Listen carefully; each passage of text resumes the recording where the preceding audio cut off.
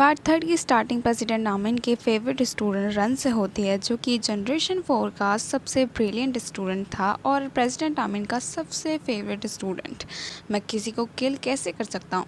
पर प्रेसिडेंट नामिन उससे कहते हैं कि तुम्हें बहुत सारी जिम्मेदारियाँ दी गई हैं, सो तुम्हें उन्हें फॉलो करना ही पड़ेगा। और हम बताएं तो रन कोई और नहीं बल्कि माकी का ब्रदर है, जो कि इतने सालों से घर लौटकर कभी गया ही नहीं। तभी हम माकी को देखते हैं, जो कि सेम प्लेस पर सेम ही सवाल पूछ रही होती है कि आखिर उसे इस काम के लिए क्यों चूज़ किया गया, उसे प्रेसिडेंट क्यों बनाया गया। तभी प्रेसिडेंट नामिन उसे बताते हैं कि दरअसल माकी उसे किसी की बहुत ही अच्छी तरीके से याद दिलाती है। माकी पूछती है किसकी। इसके बाद वो बिना हिचकिचाए कह देते हैं कि रन जनरेशन 4 में सबसे ब्रिलियंट स्टूडेंट। फिर रन अभी कहाँ पर है? क्या वो स्टडीज़ कर रहा है या फिर कुछ काम कर रहा है? तभी यहाँ पर प्रेसिडेंट आमिन उसे बताते हैं कि तुम जल्दी ही रन से ज़रूर मिलोगी।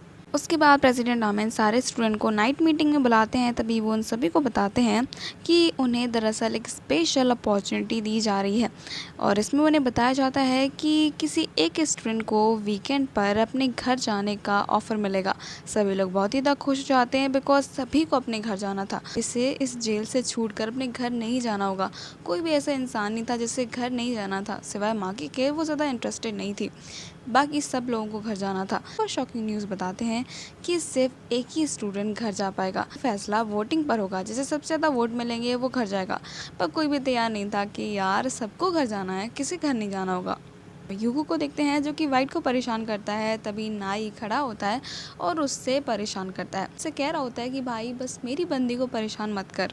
ये स्टूडेंट भले ही अमीर है, लेकिन इनके पेरेंट्स इनके रिलेशन उतने ही बिगड़े हुए हैं। इसके बाद हम मैक को देखते हैं, जो कि दरअसल सभी को कन्विंस करने की कोशिश कर रहा होता है बिकॉज उसे कैसे ना कैसे करके घर जाना है।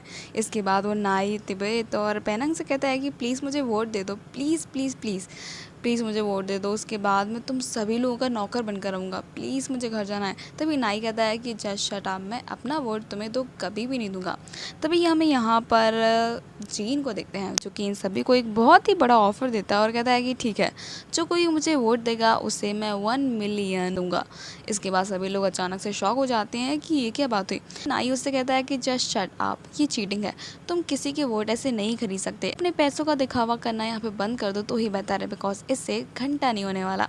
और वैसे भी होम स्कूल में रहकर तुम उस 1 मिलियन का क्या करोगे? यहाँ पर जंगल में ट्रीज खरीदोगे क्या? तभी सभी लोग हंसने लगते हैं बिकॉज सच में 3 सालों तक इन्हें यहाँ से बाहर जाने दिया जाएगा नहीं और 1 मिलियन का ये क्या करेंगे? लड़कों पर तो बस चलता नहीं है। इसके बाद मैग गर्ल्स को इम्प्रेस करने के लिए पहुंच जाता है, पर वहां भी उसकी दाल नहीं गलती। इसके बाद वो सभी को जीन के ऑफ़र के बारे में बताता है। तभी सभी लोग कहते हैं कि बुलशिट, किसे पैसे चाहिए होंगे। तभी यहाँ पर हम जीन को देखते हैं, जो कि दरअसल वाइट को अप्रोच करता है और कहता है कि वाइट, क्या तुम मुझे वोट करोगी? तभी वाइट कहती है कि एक मिनट, वैसे अगर तुम अपने पैसों वाला ऑफ़र देने वाले हो तो गेट लॉस्ट, मुझे इसकी कोई ज़रूरत नहीं है। मेरे सामने ओवर स्मार्ट बनने की कोशिश ना ही करो तो ही बेहतर है, ओके। इसके बाद जीन गुस्सा होने लगता है और कहता है कि तुम्हारी हिम्मत कैसे हुई मुझसे ऐसा कहने की। इसके बाद यहाँ पर झगड़ा स्टार्ट हो जाता है, वो वाइट को पुश करने लगता है। तभी यहाँ पे नाई की एंट्री होती है, वो उसे पुश करता है कि भाई कम से कम मेरी बंदी से दूर है, एंड तुम्हारी हिम्मत कैसे हुई वाइट को परेशान करने की। इसके बाद जीन समझ जाता है कि नाई से झगड़ा करना बेकार की मुसीबत मोल लेना है। इसके बाद वो वहाँ से चला जाता है, लेकिन बंदा अपना बदला लेते हुए दोनों को धक्का देते हुए ज़रूर जाता है। फ्लैंक को देखते हैं, जो कि दरअसल घर जाने प्लानिंग बड़े धूमधाम से कर रही होती है। उसे कैसे ना कैसे कर हर कीमत पर घर जाना है। अचानक से सिक होने का नाटक करने लगती है और बीच काम में अचानक से नीचे गिर जाती है। सभी बच्चे उसके लिए परेशान होते हैं, उसे दरअसल डॉक्टर के पास लेकर जाते हैं। उसे काम ना करने के लिए बोलते हैं, क्योंकि अगर वो सिक है तो वो काम कर लेंगे। तो वो अपने काम में भी काम चोरी करती है, दरअसल तिब्बत से हेल्प मांगती है और पेनंग से। तभी ये दोनों उसकी हेल्प करने के लिए तैयार हो जाते हैं। तभी हम फ्लैंक को देखते हैं, जो कि दरअसल यहीं पर नहीं रुकती और इसके बाद वो अपने आप को इंजर्ड भी कर लेती है, ताकि इन सभी को लगे कि यार वो सच में बीमार है। बट यहीं पर हम फूजी को देखते हैं, जो कि दरअसल फ्लैंक के ये बेकार से काम देख लेती है और समझ जाती है इस लड़की को तो मैं छोड़ूंगी नहीं। और फूजी से कौन ही बचने वाला है, जब वो लड़कों को नहीं छोड़ती बिना मारे तो लड़कियों को कैसे छोड़ेगी।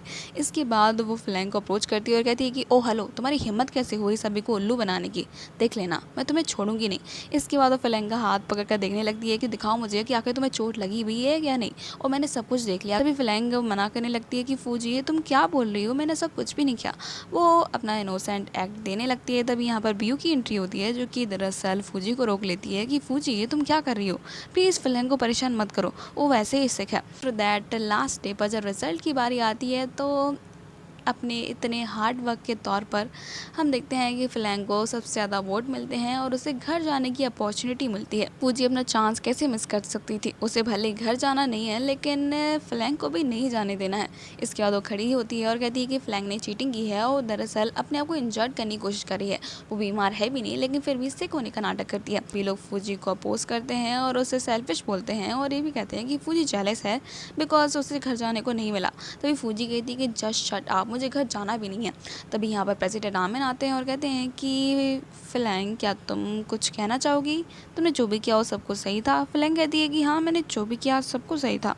इसके बाद प्रेसिडेंट आमिन यहाँ पर कुछ वीडियो रिकॉर्डिंग चलाते हैं जिसमें सब कुछ दिख जाता है कि फ्लैंग जो भी कर रही थी वो सब कुछ नाटक था। सभी लोग उसे अशेम करने लगते हैं कि फ्लैंग आखिर तुम्हें ऐसा कैसे कर सकती हो, बिकॉज हमने तुम पर इतना यकीन किया था। सभी लोग एम्बेरस होते हैं बिकॉज फ्लैंग की वजह से सब कुछ बर्बाद हो गया और उन्होंने फ्लैंग पर इतनी रहम दिखाकर उसे घर जाने का मौका दिया। फ्लैंग अभी अपनी गलती मानने को तैयार नहीं थी और कहती है कि उसने कुछ भी गलत नहीं किया है, वो सच में सिख है, और वो अभी भी मानने के लिए तैयार नहीं थी। इतनी में ही फूजी को गुस्सा आता है बिकॉज वो ऑलरेडी बहुत ही ज़्यादा अनॉयड थी और उसे मारने के लिए पहुंच जाती है, पर वाइट उसे रोक लेती है और कहती है कि फूजी तुम्हारे पास कोई राइट नहीं है उसे हर्ट करने का। हम बात करें तो फ्लैंग के इस एक्ट के पीछे सिर्फ एक ही वजह है और वो वजह ये है कि फ्लैंग हमेशा अपने पेरेंट्स से नेग्लेक्टेड रहती है। वो अलग अलग तरीकों से सभी की अटेंशन पाने की कोशिश करती है। उसकी मेंटल स्टेट थोड़ी वीक है, इसकी वजह से उसकी मॉम ने पहले ही होम स्कूल को इसके बारे में अवेयर किया था। आफ्टर दैट हम देखते हैं कि वाइट और माँ की अभी भी फ्लैंग के लिए थोड़ी बहुत कंसर्न रहते हैं बिकॉज उन्हें पता है कि फ्लैंग ने जो भी किया होगा उसके पीछे कोई ना कोई वजह तो होगी ही। तभी हम फ्लैंग को देखते हैं जो कि सीधा बिल्डिंग के ऊपर पहुंच जाती है वहां से नीचे कूदने के लिए। तभी यहाँ पर सभी लोग परेशान हो जाते हैं और नाई, तिब्बत, माँ की और वाइट तो उसे ढूंढ ही रहे थे। इसके बाद तिब्बत पास आता है और इसके बाद वो फ्लैंग को गले लगाता है और कहता है कि फ्लैंग सब कुछ ठीक हो जाएगा, हाँ हम अभी भी तुम्हारे फ्रेंड्स हैं, तुम अपने आप को अकेला मत समझो। हम देखते हैं कि फ्लैंग की हालत और भी ज़्यादा ख़राब होती है बिकॉज उसे लगता है कि सभी लोग अब उसे हेट करते हैं। तिब्बत के मनाने पर वो थोड़ी बहुत समझ जाती है और फ्लैंग सभी से सॉरी बोलती है और खासकर ब्यू से बिकॉज उसकी बेस्ट फ्रेंड है, पर ब्यू अभी भी उसे माफ़ नहीं करती। पर माँ की वाइट उससे एश्योर करते हैं कि धीरे धीरे सब ठीक हो जाएगा। उसके बाद इनके एग्ज़ाम की बारी आती है। इन्हें स्टार्टिंग में तो बताया भी नहीं जाता कि आखिर इन्हें एग्ज़ाम किसका देना है। इसके बाद सभी लोग परेशान होते हैं कि यार अचानक से सरप्राइज़ एग्ज़ाम कहाँ से आ गया। लेकिन इसके बाद प्रेसिडेंट आमिन ने आकर बताते हैं कि दरअसल इनके एग्ज़ाम कुछ नॉर्मल एग्ज़ाम नहीं होंगे। इस एग्ज़ाम में 3 स्टेज होंगे, जो भी इसे पार करेगा उसे एक बड़ा सा बम्पर प्राइज़ मिलेगा। प्राइज़ कुछ और नहीं बल्कि इनका मोबाइल फ़ोन था। उनमें से एक स्टूडेंट को मोबाइल फ़ोन दिया जाएगा जिसमें वो कहीं भी कॉल कर सकते हैं और कुछ भी कर सकते हैं। सभी लोगों को मोबाइल तो चाहिए था बिकॉज बिना मोबाइल फ़ोन के आखिर आजकल क्या ही होता है, और इस जेल में तो उन्हें वैसे भी कुछ नहीं मिलने वाला। इसके बाद सभी लोग डिटरमाइंड होते हैं कि उन्हें दरअसल इस एग्ज़ाम को पास करना ही है। इन सभी लोगों को बोनस पॉइंट भी दिया जाता है जिसमें उन्हें दरअसल अपने फेवरेट सब्जेक्ट को चूज़ करना है जिसमें भी वो अच्छे हैं। इसके बाद सभी लोग अपने अपने फेवरेट सब्जेक्ट को चूज़ करते हैं, लेकिन इसके बाद ही कुछ लोग एलिमिनेट हो जाते हैं और कुछ लोग ही सेकेंड राउंड तक पहुंच पाते हैं। सेकेंड राउंड में इन्हें सिर्फ एक गेम खेलना था जिसमें इन्हें अपनी अपनी सीट सिक्योर करनी थी, और इसके बाद राउंड ख़त्म होते होते सीट कम होती जाएंगी। कि स्टार्टिंग में ही वाइट अपना बदला ह्यूगो और जिंगजाई से ले लेती है उन्हें किक कर, लेकिन लड़ाई यहीं पे ख़त्म नहीं होती। जिंगजाई दरअसल फ्लैंक की चेयर छीन लेती है और इसके बाद तिब्बत को गुस्सा आता है और वो एक चेयर ही तोड़ देता है। हम बात करें तो इस एग्ज़ाम में कोई भी रूल्स नहीं है, इसकी वजह से ये लोग वायलेंस बड़े आराम से यूज़ कर सकते हैं। ये पार्ट यहीं पे ख़त्म हो जाता है। Thank you so much guys for watching.